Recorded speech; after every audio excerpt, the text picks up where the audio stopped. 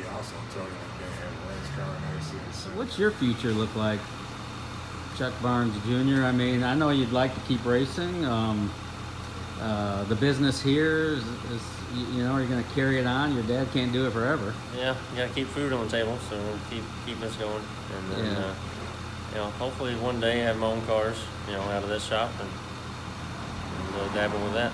And how many kids do you have now? I got 2 kids, a 12-year-old boy and a 8-year-old girl. Yeah. And they keep us busy with ice hockey, Ooh, dance. I like that. And what kind of dance? She dances for 360 Dance. Nothing really traveling. You know, Cincinnati, Indianapolis, all kind of local. What is it like? Tap or jazz? Hip hop, tap, all of it. I think they do a little bit of everything. Acro. That's cool. So, and then she started her own lemonade stand that her papa built her. She come in with a drawing one day. So she's an entrepreneur. She is. She's a go-getter. That's cool.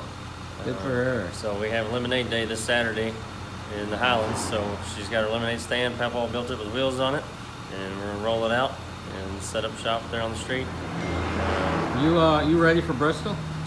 We're working on it. Yeah. We're trying to find some more horsepower, and got a brand new car that we haven't even raced yet. Just practiced up there at Salem. So see if we can. Yeah. You got some bugs to wrench out of it, don't you? Yeah, we gotta make it better. Yeah, especially going to Bristol. And then when will we see you next at Salem? Hopefully the next weekly show. Okay. Who's a better racer, senior or junior? Senior? I think Junior's got it now. Junior's got it going now. Are you in the, I know you have won here, if I have it right, 55 times. That's more than any other human.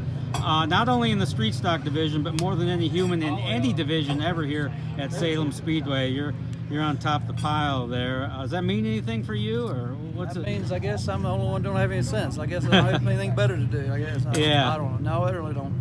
No, they're going to catch up with me. They're coming. Yeah. I think Baines is getting close to me. So. Yeah. You don't still get nervous when you climb in the car, do you? I mean, you've done it so much. I don't think if you don't get nervous to get in there, it's not going to be any fun anymore. Yeah. But yeah, I still get butterflies. Yeah. So, are you in the twilight of your career? I know you don't come out as much as you used to. Is it? And I think that twilight's over with. Twilight, you're past twilight. Yeah, I'm past that. Okay. How challenging is Salem Speedway? It's tough. It's Still tough. Do you ever really figure it out? No, I don't think so. I mean, just when you got it figured out, something will change, and then you got to start all over again.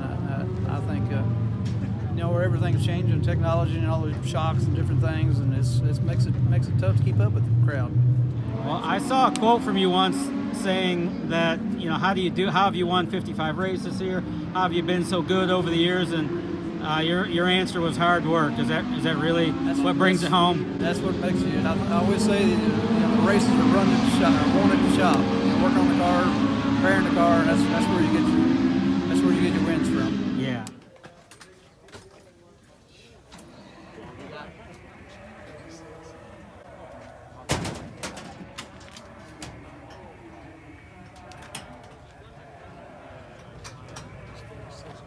So your dad is the all-time winner here at Salem with 55 wins. How much did you learn from him over the decades? Did he teach you how to do this? You know, just sitting back watching, and you know, Scotty, my car owner, he raced with my dad back in the day. Scotty Earl. Yeah, Scotty Earl, and you know, his strategy was to be there at the end. So he might not have the best car, but surviving and being there at the end is hard to do here. So you know, you might not be the 5th, 6th fastest car, but if you're there at the end, there's a good chance you got a shot to win. What it really is more challenging at the end of the day, this rough and tumble Salem Speedway or Bristol? Yeah, for sure. This place is tough, tougher than any track I've been to, yes. Yeah. You know, Winchester's fast, but just still don't have these characteristics that, well, I don't know how long this track's been here, but a long time. 1947. So I've been coming here, I guess, I remember 1988, you know, standing here watching my dad, and it's just, it's tough on everything, you know, equipment, your mind, so you got to take care of the place and respect it for sure. Yeah. Up front. You get nervous when you race at Salem Speedway. Yeah, that's what I was just telling Heath over here before. I'm like, for some reason I got the butterflies already. You know, Really? We just got 30 minutes before practice starts. Does that ever go away? I thought it was supposed to, but it hadn't. Yeah.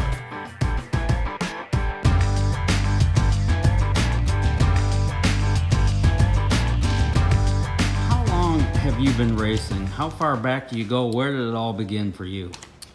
Well, we started out at Charlestown Speedway. Charlestown Speedway, yeah. Yeah, then actually we started at the fairgrounds. Last year they were open the fairgrounds here in Louisville. Mm-hmm. They had a little track there, and we ran there the last year.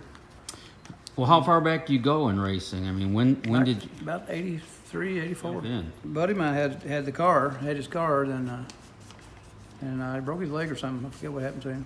And he put me in it, and I kind of went out and won, I think, the first race we got in. So kind of got hooked. Been doing it ever since. Are there any particular memories that really stand out to you as you go back decades now in your career? Well, I mean, we just, we won a lot of races. I mean, as far as winning races, we won. Charlestown had they had an oval class. It was like a 100-lap oval and a 100-lap figure eight. And we run that, both same car, won both races that night. That's what I remember back in Charlestown when we first got going. Yeah. So we used it, run 100 laps in an oval and then turn around and took the same car and run the figure eight. Yeah. And how long have you had Barnes Auto Service here? Since 1983. About the the time same you year. started racing, Mhm. you'll do it. This is probably going to be my last year, I would think. I don't know. Really? I don't know. What just see everything goes. If I win a couple of races, I might change things. But right now we're been out of it, so long. It's kind of I got to catch back up, and it seems like I don't have enough time to get do all the races like we used to. So Yeah. we're just kind of slowing down. I got other things It's going the on. hard work thing, isn't it? I mean, you Yeah, bust your knuckles yeah. at Barnes Auto Service all day, and you got to bust them all night to get to Salem. Yeah, and the biggest thing, and all my guys used to help me. They're either passed away or burned out. Oh, I don't have I anybody don't mean help to me find anymore. that funny, but it's just Well, I another mean, it's- reminder that you've been in this thing Yeah, so yeah. long. Yeah, a couple of my buddies that helped me passed away, and What about Keith? He's been with you here at Barnes Auto Service Yeah. and at the racetrack. he's been here. He's raced. He's helped me, and he's done it all. And he kind of got burned out. Yeah. So now he's hunting and fishing. That's all he does. Hunting and fishing. I don't blame him. That's what I need to be doing. Do you have any other interests outside of racing that you'd like to chase down? Well, I'm getting into flying. I got a small airplane we bought, so I saw that plane. It's out at the Salem airport. yeah. Mm-hmm. Yeah. Yeah, we're doing that, and we got a place at the lake, so we're going to try to spend more time down there. What lake is that? Rough River. Okay. And you're gonna fly. Where are you gonna go? Is it just for fun, I guess? Well, yeah, pretty much. I've done it. I did it before we got into racing. I see. I did it. I got like 40 hours in, got my solo thing, and when of course racing come along, I had to give something up. So, Yeah, I hear you. So I got into that. Now we're kind of getting back into it. What year were you born? 55. 55. So That's the year. I'll be 64 in July. I'll be darned. When you do climb in the car for the last time and you know that moment's coming, we don't know exactly when, but is that going to be a difficult moment for you? No. No. No. Really? No, I don't think it's going to be. It's Yeah. going to be a big deal. No, that's interesting. I mean, you've done it Well, I've enough. done it so long. I know. I'm just tired. Yeah. You're tired. I like doing it, but everything that goes along with it, I'm having trouble with. All the working and stuff, and that's the trouble. He also mentioned that you're probably getting a little tired. I know you've chased Chuck Barnes Sr. around the Midwest racing, not only full-time here at the shop, but racing on the weekends. And I imagine you're probably starting to figure out there's other things in the world. Just time's caught up with me. Yeah. I'm not as quick in the pits as I used to. Knees hurt, arthritis in the hands. I got you. That just slowed me up, and I just backed away from racing a little bit. Yeah, I understand. But it was quite a ride for you. I mean, I still enjoy it. Think about all the races he won, and if there's an icon in the street stock business, in my mind, in this country, it's Chuck Barnes Sr. I mean, he's the one they hold the bar to. As they should. I mean, I've- were you I've- with them for all those 55 wins at Salem? Yes. Wow. Yeah. I actually used to race against him. We had 2 cars from here. And, you know, at one point we were running probably 8 cars out of this shop, just me and him. Gotta believe you're proud of what you and Chuck accomplished together. Oh, I mean, yeah. You're like the Harry Hyde of the street stock world around here. Yeah. Or the whatever, pick your crew chief. But I don't know that Chuck Barnes Sr. would have been Chuck Barnes Sr. and what we know about him today without, you know, your expertise and all the hard work. There was a lot of, he had help from a lot of guys. Yeah. But you were always there, weren't you? Pretty much. Pretty much, yeah. Pretty much, yeah. Yeah. Now he says you want to go hunting and fishing, is that right? I love to fish and hunt. Yeah. But you know, that was the amazing thing about Chuck. You never had to have a car perfect. He could drive it. He could just drive a car. So if the car wasn't right, he could make up for it in the seat. Oh yeah, no doubt. Yeah. No doubt. I have seen people get out of their car complaining and moaning about it. You know, won't do this, won't do that. He goes out there and runs just as fast in their car as his car. And says, he'll come back and say, there's nothing wrong with your car. That's so funny. But, you know, he just make it work. Yeah. He could make it work. Yeah, and well, you know, I remember the first time Frank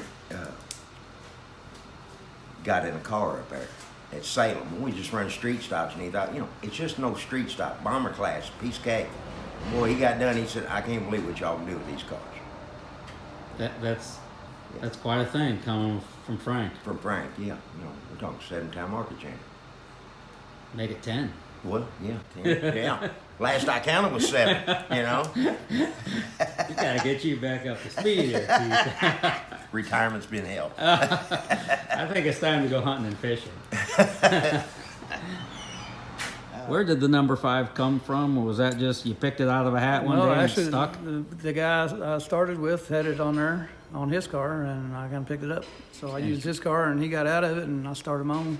So I just kept the number. You've had that number for decades? Decades. Yeah. Yeah, when I think of the 5, I think of Chuck Barnes Sr. I mean, if you had to call out the best, greatest victory of your career, could you name it? The All-American 400 in Nashville in a super late model. You won that race? Yeah, back in 2004. I didn't know that.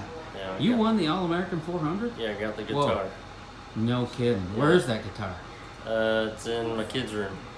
No, you won an ARCA race at Toledo Speedway in your very first ARCA start, which is almost impossible to do. I've got to believe that may rank up there. Yeah, that's probably number 2. And then the Bristol victory with the street stock's probably right there with it too. So, Wow, yeah. but, the And late then you model, start sliding in the Halloween 200. Yeah, there you go. That's just so amazing, the All-American 400 winner. Whose car was that in? That was in our own car, so that's what makes it more special. You know, we're a small team, and then you know the guy that ran second. I think the highlight of the day was when he pulled out of the track. They had a team van and a semi-hauler with 2 cars. You know, we beat really good teams. You know, everybody's always said, if you can run good at Salem, you can run good anywhere. And that's pretty much how it works out. You know, most of the guys that race up there, they run good everywhere they go.